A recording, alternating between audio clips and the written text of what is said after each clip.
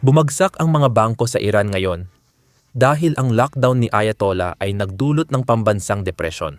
Hindi na nagtitiwala ang mga Iranian sa kanilang sistema. Ang panik sa pananalapi ay usaping pag-iral. Nagwi-withdraw ang mga mamamayan ng pera sa bangko sa pinakamataas na antas, kaya napilitang magpatupad ng mahigpit na kontrol ang rehimen. Nagiging isang revolusyong Irani na ito, 20. Dahil kapag nawalan ng tiwala ang mga tao sa mga bangko ng bansa, nawalan na rin sila ng tiwala sa mismong bansa. At kung pagbabasehan ang kasaysayan, ganito mismo bumabagsak ang mga rehimen. Kagabi, iniulat ng pinakamalaking state bank ng Iran, Bangko Mali, ang suspension ng lahat ng withdrawal matapos magkaroon ng bank run kasabay ng protesta. Ipinapakita nito ang malaking kawalang tatag sa pananalapi at posibleng krisis ng tiwala sa sektor ng pagbabangko ng bansa. Wala nang tiwala ang tao sa gobyerno para sa proteksyon ng pera nila, kaya gusto nilang mag-withdraw. Pero sagot ng gobyerno, hindi pwede. Balikan natin sandali para maintindihan paano tayo napunta rito. Hindi politika ang dahilan ng mga protesta, kundi hirap na mabuhay ng mga Iranian. Tumataas ang presyo ng 10-20 buwan-buwan. Hindi taon-taon. Ang bigas, itlog, mantika, gamot, lahat ay patuloy na nagmamahal, habang nananatiling hindi tumataas ang sahod. Ang karaniwang Iranian ay nasasaksihan kung paano lalong humihirap ang kanyang buhay sa bawat sandali, na parang walang katapusan. At pagkatapos, lalo pang pinalala ng rehimen ang sitwasyon. Mas malala pa. Heto ang ginawa ng gobyerno. Pinaba nila ang halaga ng pera ng Iran, Iranian rial, at sinadya talaga nila ito. Kaya ang tanong, bakit sadyang sisirain ng gobyerno ang halaga ng sarili nitong pera? Ang sagot ay nasa tiwaling elitista na nagpapatakbo ng rehimeng ito. Kumikita sila sa pag-export ng langis at binibenta ito sa dolyar. Kapag bumaba ang halaga ng kanilang real, mas marami silang real na nakukuha sa bawat dolyar. Simple lang, bago ang devaluation, dolyar. Isa ay 700,000 reals. Pagkatapos, 14 milyong reals. Biglang nadoble ng rehimen ang pera nila sa magdamag. Kaya yumaman ang mga mula, yumaman ang Revolutionary Guard, at yumaman ang lahat ng konektado sa pag-export ng langis. Pero ang mga karaniwang Iranian, sila ang nadurog dahil lahat ng binibili nila, bigas, trigo, gamot, damit, galing sa ibang bansa. Ngayon, doble na ang gastos sa pag-angkat, kaya doble na rin ang presyo kapag binili nila. Naging walang halaga ang ipon ng mga tao para lang mapunan ng rehimen ang bulsa nila. Hindi yan patakarang pang-ekonomiya. Pagnanakaw yan, at para lalong lumala, yung dagdag na pera na kinikita ng rehimen, hindi naman talaga napupunta sa mga tao. Napunta yun sa Hezbollah, napunta sa Hamas, at napunta sa mga Houthis. Nagugutom ang mga Iranian dahil ginagastos ng Ayatollah ang pondo sa mga proxy war sa gitnang silangan. Sa mga tindahan sa Iran, maraming paninda pero walang bumibili dahil sa matinding krisis sa ekonomiya. Wala silang pera. Ang 1 litro ng mantika dati ay 770,000 real, ngayon ay 185 milyon na. Ayon sa gobyerno, tataas ng 50 hanggang 100% ang presyo ng ilang produkto habang patuloy na tumataas ang bilihin. Lalaki ang gastos sa lahat ng serbisyo. Ang pagtaas ng presyo ay maapektuhan din ang ibang bahagi ng buhay ng tao. Lumabas sa mga kalsada ang mga Iranian noong huling bahagi ng nakaraang buwan nang bumagsak ang halaga ng real sa 14 na milyon laban sa dolyar ng United States. Dahil sa matinding inflasyon, nawalan ng 60% ng halaga ang real laban sa dolyar ngayong tag-init. Habang nagbabala ng matinding parusa para sa mga nagkakagulo, nahirapan ang mga autoridad ng Iran na patatagin ang bumabagsak na ekonomiya. Kamakailan, tinapos nila ang subsidized na exchange rate para sa mga importer na layuning pababain ang presyo ng mga pangunahing produkto kapalit ng direktang pagbabayad sa mga Iranian. Hindi namin inalis ang mga subsidiya, sa halip ni sinimulan naming ideposito ang mga subsidiya sa mga bank account ng lahat ng residente. Maligayang pagdating. Ang 7 dolyar ay sapat na para makabili ng 100 itlog at ilang kilo ng bigas o manok sa kasalukuyang presyo. Makakatulong ito sa pinakamahihirap sa Iran, ngunit inaasahang magtutulak din ng presyo pataas. Sa palagay ko, dahil hindi nila makontrol ang inflation, nagpasya silang bigyan ng 1 milyong tuman ang mga tao para kahit paano mabawasan ang presyon. Parang pansamantalang pampawala lang ito ng sakit. Tingnan mo, sa unang 10 araw ng taon, tumaas ng 100, at 33% ang mantika. Higit pa sa doble ang taas ng presyo. Ganon din kay 10. Ang manok tumaas ng 70. Bigas 30 karne 16. Mismong gobyerno na ang umaamin na lalala pa ito. Kung kaya nila itong sabihin ng hayagan, isipin mo pa kung ano ang tinatago nila. Ito mismo ang dahilan kung bakit nagsimula ang mga protesta noong Disyembre 28. At hulaan mo, pumayag ang gobyerno na mangyari ito. Masaya pa sila na may mga nagpoprotesta tungkol sa ekonomiya. Inamin pa nila ang mga pagkakamali nila. Heto si Pangulong Irani na hayagang umaamin sa pagkakamali. Pakinggan mo ito. Ako ang may sala sa nangyayari ngayon. Walang kasalanan ang mga tao, empleyado, o estudyante sa situation ngayon. Kasalanan ko, kasalanan natin. Kailangan nating itama ang pagganap natin. Kung hindi masaya ang tao, tayo ang may kasalanan, hindi Amerika or iba pa. Tara na, pupunta na tayo doon. Sabihin nating mahal natin ang ating imam at ang sinasabi natin, Huwag maghanap ng Amerika o kahit sino pa na masisisi. Dapat tayong maglingkod ng maayos para masiyahan ang mga tao. Tayo ang dapat mag-manage ng yaman ng tama. Kailangan nating magsikap at humanap ng solusyon sa mga problema. Nasa akin ang sisi, nasa atin ang sisi, yung estudyante, yung manggagawa, yung mga tao, wala silang kasalanan kaya dapat nating itama ang ating trabaho. At syempre, alam nyo naman, hindi pabor ang YouTube sa mga video na nagbibigay ng update tungkol sa mga protesta. Kaya kung pwede nyo kaming suportahan sa pamamagitan ng pag-subscribe sa channel sa ibaba, malaking bagay po yon para sa amin. Pero pagkatapos, lalo pang lumaki ang protesta, sobrang laki, at unti-unti, nagsimulang sumigaw ang mga tao para pabagsakin ang rehimen. Sumigaw sila ng kamatayan sa diktador, Khamenei, at ito ay isang bagay na hindi pwedeng palampasin ng Ayatollah. Kaya para durugin ang protesta, pinapatay ng Ayatollah ang internet. Karaniwan ang taktikang ito. Putulin ang komunikasyon bago magsimulang sumupil. Pero sa pagkakataong ito, may hindi inaasahang epekto. Nagpapanik ang mga tao kapag hindi nila ma-access ang bank account online, hindi magamit ang credit o debit card, at hindi alam kung ligtas ang pera nila. Nagmamadali silang pumunta sa bangko para mag-withdraw ng kahit anong pera. Hindi lang mga ordinaryong tao ito. Dapat ikabahala ito ng rehimen. May ulat na ang mga elite ay nagwi-withdraw ng milyon-milyon. Ang mga nasa loob lang ang tunay na nakakaalam ng sitwasyon. Kaya nilalabas nila ang pera nila at inililipat sa ibang bansa. Nagmamakawa sila para sa mga visa sa mga bansang Europeo. May ulat na nagsasabing ang ilang nasa rehimen ay naghahanap ng visa para tumakas dahil sa mabilis na paglabas ng kapital. May mga pangalan tayo ng ilan sa kanila. Naghain ng visa sa France ang pamilya ng tagapagsalita ng parlamento ng Iran para tumakas sa bansa.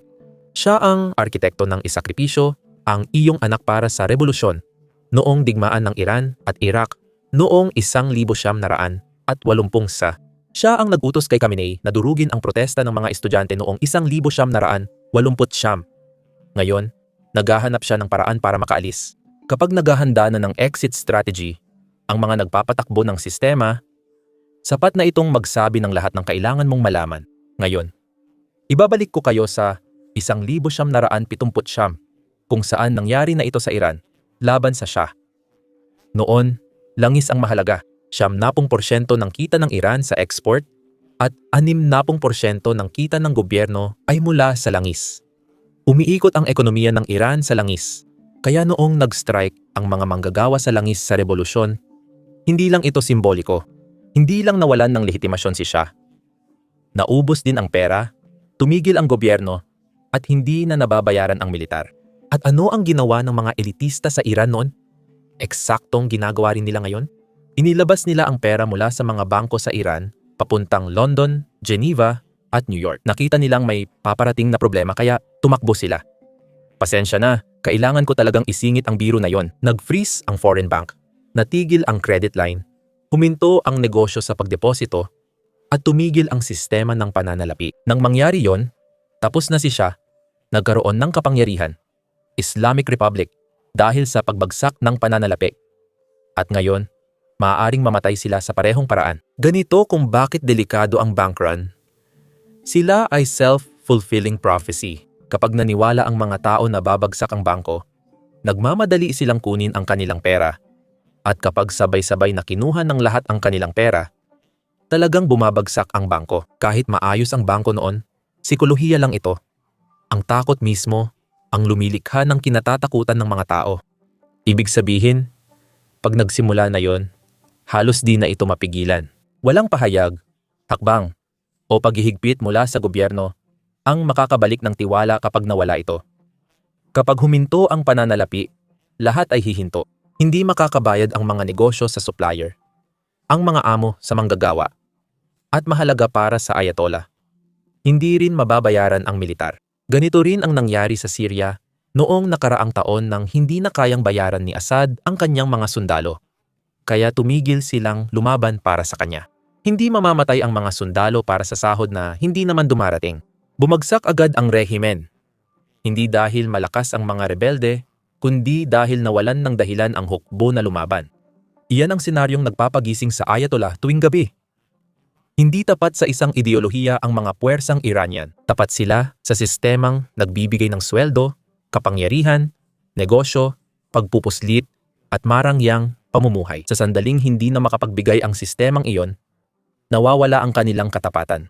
Ito ang dahilan kung bakit umiikot ang puwersa ng rehimen gamit ang loudspeaker at hinihikayat ang mga tao na ipagpatuloy ang negosyo. Hinihikayat nila ang mga negosyante na buksan muli ang kanilang mga bazar o tindahan. Pakinggan ninyo. Para suportahan ang Islamikong revolusyon, hinihiling namin sa mga tindero at negosyante na agad buksan muli ang bazar. Sa paggawa nito, mabibigo nila ang pag-asa ng mga kaaway ng revolution at mapapalitan ito ng kawalang pag-asa. Pero hulaan mo kung sino pa ang nakakaalam ng mga aral ng revolusyon noong 1979. Ang anak ng dating Shah ng Iran, si Raja Pahlavi, ay naging mahalagang personalidad sa revolusyong nagaganap ngayon sa loob ng Iran.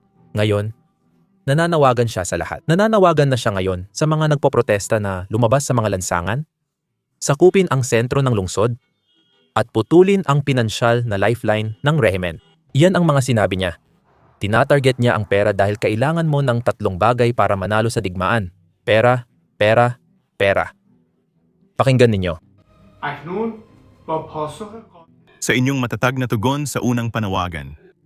Sigurado ako na sa pamamagitan ng mas makabuluhang presensya natin sa kalsada at sabay na pagputol sa mga pinansyal na lifeline, tuluyan nating mapapaluhod ang Islamic Republic at ang luma at marupok nitong aparato ng panunupil. Kaugnay nito, iniimbitahan ko ang mga manggagawa at empleyado sa mga pangunahing sektor ng ekonomiya, lalo na sa transportasyon, langis, gas at enerhiya, na magsimula ng isang pambansang welga. Hinihiling ko rin sa inyong lahat na lumabas ngayon at bukas, Sabado at Linggo, Enero 20 at 21 sa pagkakataong ito ay magsisimula ng alas 6 ng gabi. Magdala ng mga bandila, larawan at pambansang simbolo. At angkinin ang mga pampublikong lugar bilang sa inyo. Layunin natin na hindi lang lumabas sa kalsada, kundi maghanda sa kupin at panatilihin ang sentro ng lungsod. Ngayon, sasagutin ko ang tanong na nakita ko kahapon sa komento. May suporta ba talaga ang Islamic regime sa loob ng Iran? Sa kasamaang palad, oo ang sagot.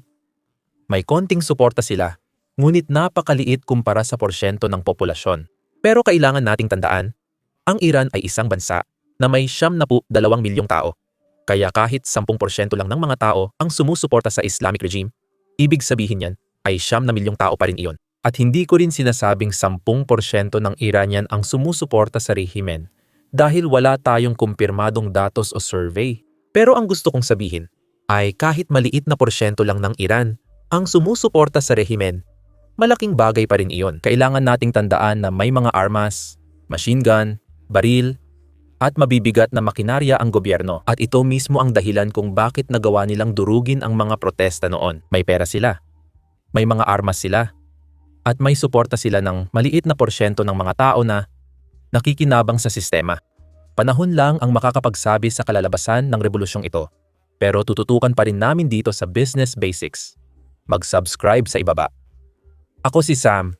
Magkita tayo sa susunod na video. Isa sa mga problema sa paggawa ng ganitong video na nagpapakita ng maraming drone strikes, kahit walang nasasaktan, ay sa video pa rin ito makikita. Madalas i-demonetize o limitahan ng YouTube ang videos namin. Noong nakaraang linggo, 4 naming videos tungkol sa digmaan ang na-demonetize ayon sa YouTube. Hindi gusto ng mga advertiser ang mga drone strike or frontline footage, kaya nililimitahan ang mga video. Ganito ang makabagong digmaan na nilalabanan at sinusubukang lampasan ng mga Ukrainyano. Naniniwala kami na mahalagang maipakita ito. Kaya inilunsad namin ang Basics Insider, ang sarili naming plataporma na ginawa mula simula para walang limitasyon. Hindi namin kailangang i-blur ang aming drone strike, hindi namin kailangang i-blur ang mga footage sa frontline, at hindi rin namin kailangang i-blur ang pagkasira ng mga bus ng himpapawid ng Russia. Bukod pa rito, wala talaga kaming mga patalastas sa site. Sa ganitong paraan, hindi namin kailangan mag-censor dahil hindi kami umaasa sa advertiser. Hindi patalastas ang nagpapalakad ng site, kundi suporta ninyo. Kaya kung isa ka sa mga taong interesado sa ganitong klase ng balita at gusto mong mapanood ang mga video namin na hindi censored at makakuha ng mga bonus na content na hindi namin pwedeng i-upload dito sa YouTube, siguradong sumali ka sa amin sa basicsinsider.com. Pwede mong i-click ang link sa description or i-scan ang QR code sa screen. Sa pagsali, mapapanood mo lahat ng na-upload at mga future videos namin. Bukod dito, sinusuportahan mo ang aming coverage at channel kaya salamat. Ako si Sam, magkita tayo sa susunod.